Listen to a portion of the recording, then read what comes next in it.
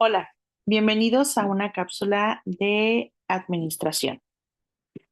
En esta sesión vamos a desarrollar el tema de control, los principios, los procesos y las técnicas que se encuentran dentro de esta parte de los procesos de administración. Bueno, imaginemos que una empresa que no tiene control, pues de alguna manera no tendríamos manera de saber si se cumplen o no las metas, si está teniendo ganancias, si está teniendo pérdidas, si las estrategias funcionan o no funcionan. Precisamente en esta cápsula vamos a abordar esta temática porque el control es el elemento que nos va a permitir estar seguros de que todo marcha de acuerdo a la planeación de lo que establecimos en un principio para nuestra empresa o nuestra organización. Y entonces vamos a entender que, bueno, el control es precisamente esa función esencial del proceso administrativo en donde vamos a evaluar el desempeño organizacional. Aquí vamos a ver que las actividades se estén desarrollando, analizar que, bueno, los resultados realmente están llegando a lo que habíamos planteado y que no hay ningún tipo de desviación o de acciones sin concretar, de manera que tengamos que diseñar un plan o una estrategia para recuperar los objetivos que no estamos cumpliendo. Y bueno, para poder empezar esto, vamos a revisar un poco la definición de lo que es el control. Y entonces vamos a entender que vamos a considerar que el control es esa función administrativa que va a evaluar el desempeño organizacional. ¿A qué nos referimos con esto? Bueno, que vamos a comparar a todo aquello que planeamos y de alguna manera vamos a ver la manera de corregir las posibles desviaciones que haya para asegurar que el objetivo se esté logrando. Aquí, bueno, hay que resaltar que el control no es nada más supervisar, sino también retroalimentar y mejorar precisamente todo este camino que estamos llevando a lo largo de la ejecución de nuestras acciones dentro de nuestra empresa. ¿Cuál es la importancia? Bueno, pues que tenemos que garantizar el cumplimiento de metas. El control nos va a permitir detectar errores a tiempo para mejorar la eficiencia organizacional y esto va a facilitarnos la toma de decisión para las posibles acciones de retroalimentación o correctivas que tengamos que aplicar para nuestra empresa.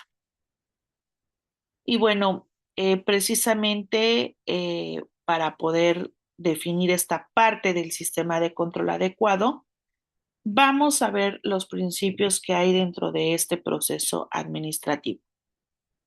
Bueno, para explicarlo de manera breve, vamos a empezar por el principio de oportunidad. El control precisamente debe aplicarse en un momento adecuado.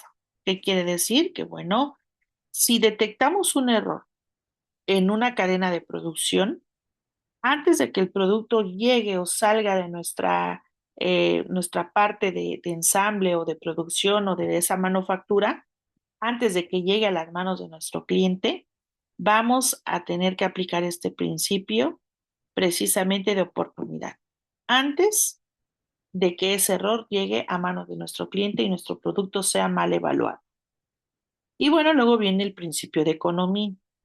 En el principio de economía, que es como el control económico del problema de la eficiencia, tiene que ver con construir o diseñar o manufacturar un producto de manera que los costos o la inversión que le demos a ese producto no sea excesivo. Entonces, en este principio de economía vamos a verificar que la relación costo-calidad, sea razonable en función a lo que tenemos que dar como producto final.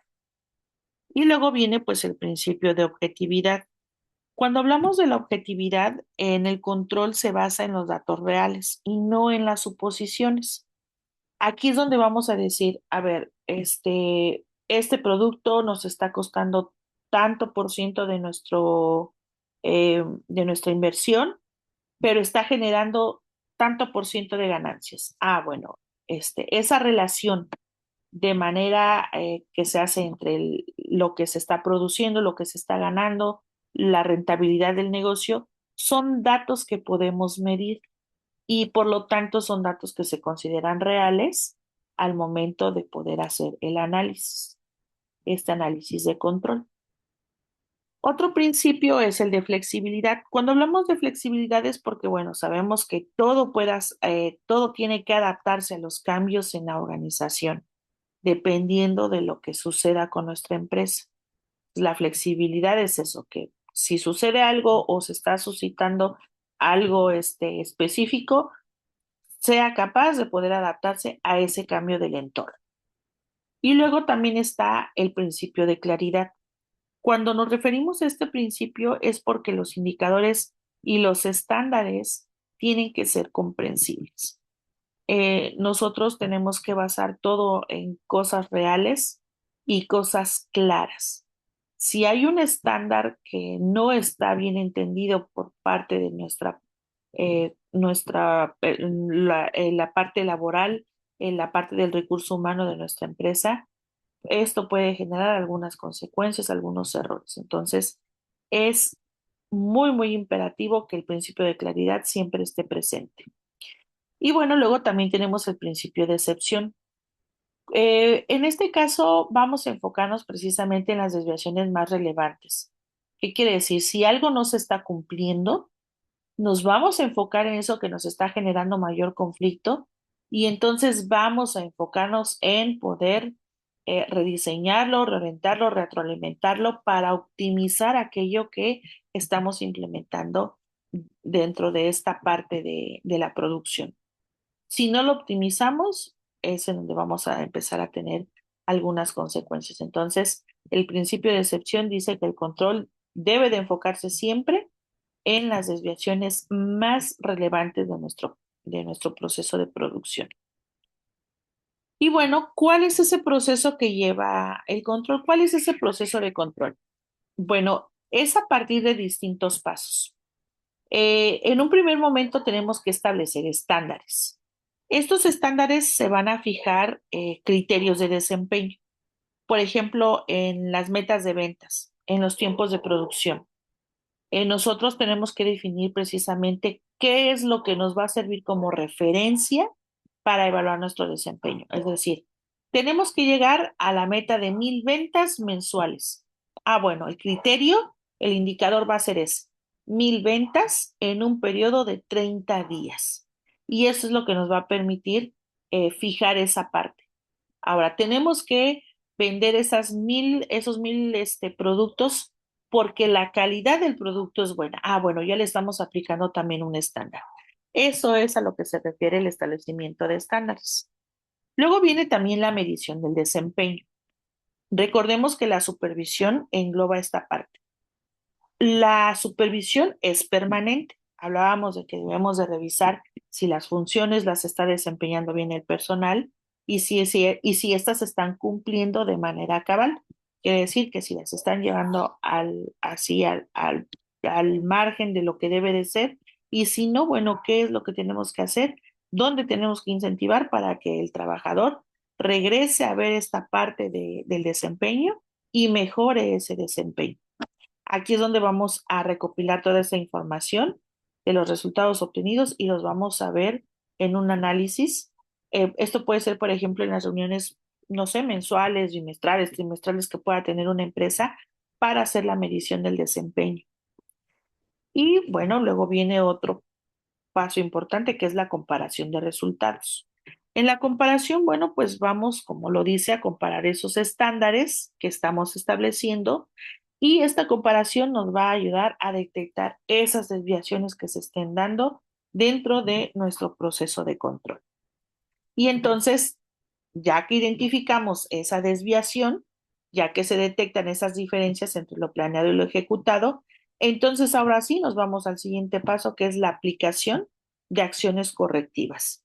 ¿Se corrigen los errores o se reajustan los procesos para que el desempeño pueda mejorar? Por ejemplo, vamos a meter una capacitación para el personal. vamos a modificar una estrategia o vamos a eliminar una estrategia y vamos a hacer una nueva estrategia para que nuestros objetivos se vean favorecidos, para que nuestros trabajadores se sientan estimulados y el desempeño mejore. Y bueno, para hacer esto también hay técnicas de control que nos permiten llegar a esta parte. Entonces vamos a clasificarlas por las técnicas de mayor claridad. Están las técnicas cuantitativas, que son los indicadores, los presupuestos, los análisis financieros, los controles estadísticos. Por ejemplo, como les mencionaba, podemos tener un análisis de venta bimestral, trimestral, anual, semestral, mensual, ¿no? Todo va a depender de las necesidades de lo que nos estemos planteando. Y bueno, las técnicas cualitativas que también hay es la evaluación del desempeño, las auditorías administrativas, la observación directa que se puede dar al momento de supervisar. Es como si fuera la observación del clima laboral de lo que estamos realizando. Y entonces, bueno, vamos a ver lo que es cada uno de estos, ¿no? La técnica, por ejemplo, de desempeño, esta es la que nos va a permitir medir los resultados de manera cuantitativa. Las auditorías van a ser evaluaciones sistemáticas de procesos financieros, operativos o administrativos, y luego vienen también otra técnica que es presupuestos o herramientas que permiten controlar los ingresos y los gastos. Hay otras técnicas como el control estadístico, en donde vamos a usar datos, métodos para evaluar procesos.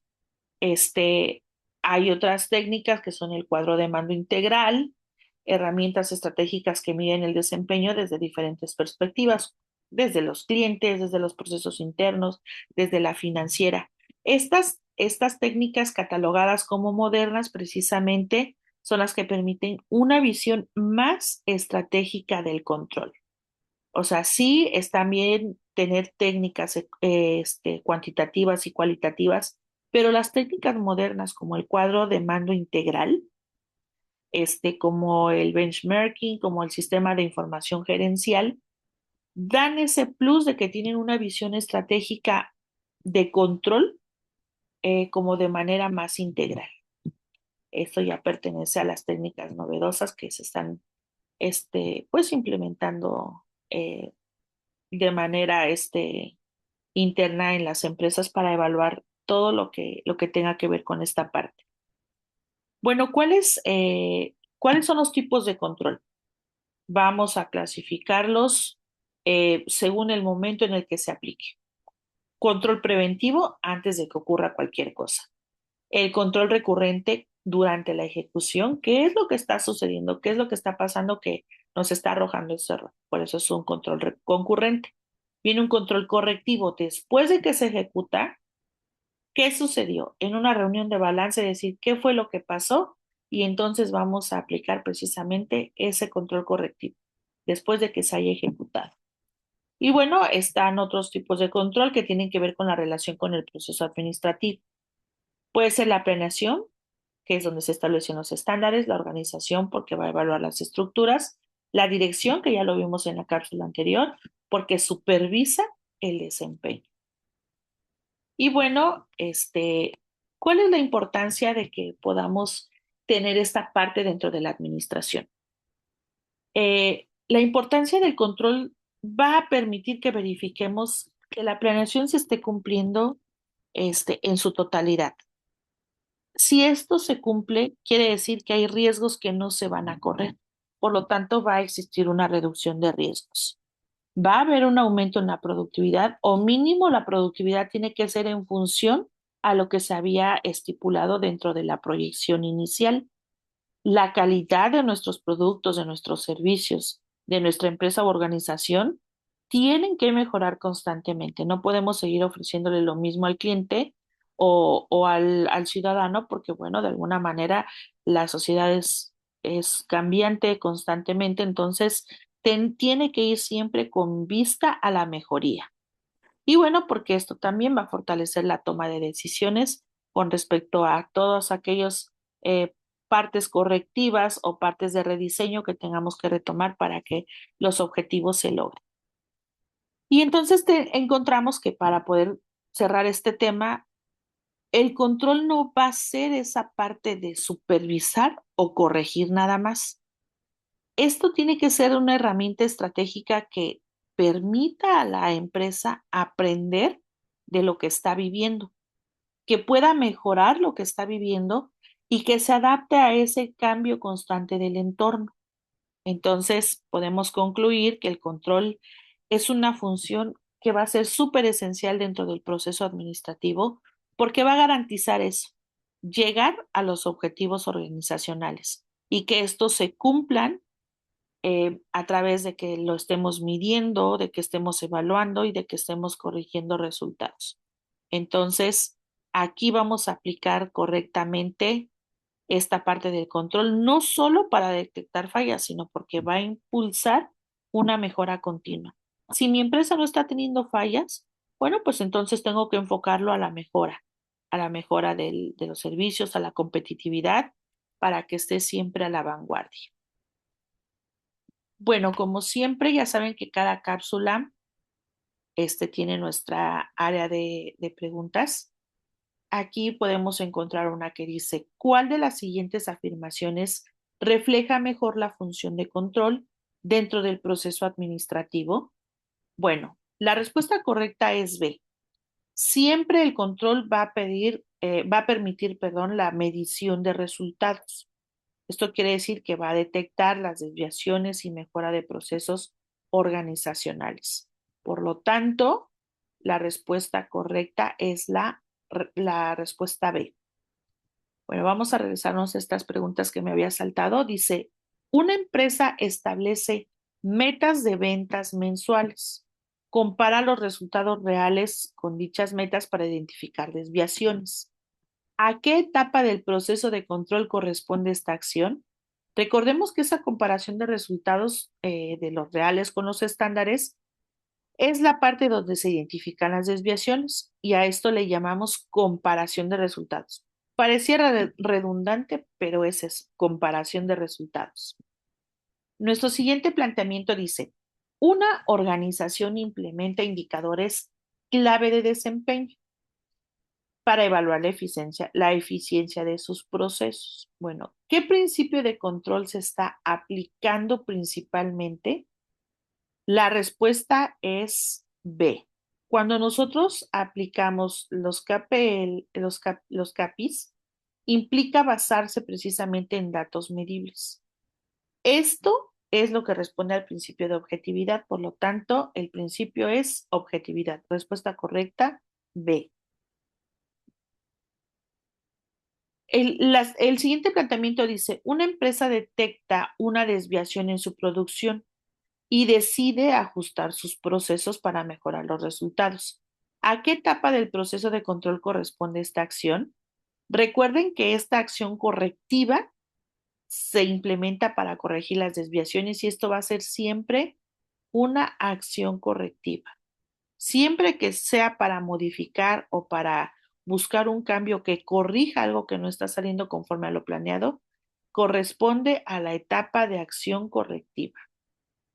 Siguiente pregunta, dice, ¿cuál de las siguientes técnicas de control permite evaluar el desempeño organizacional desde múltiples perspectivas? Acuérdense que yo les hablaba de este cuadro de mando integral. Este va a permitir que desde diferentes perspectivas puedan analizarse la parte financiera, los clientes, los procesos internos y con esto dejar un aprendizaje. La respuesta correcta es C. Bueno, como siempre, ya saben que les compartimos la bibliografía que se implementó para el análisis de este tema. Si requieren de bibliografía complementaria para seguir ahondando en la temática, con mucho gusto se las podemos brindar a través de nuestros diferentes medios de contacto. Les agradecemos la permanencia en estas cápsulas y nos vemos en las siguientes.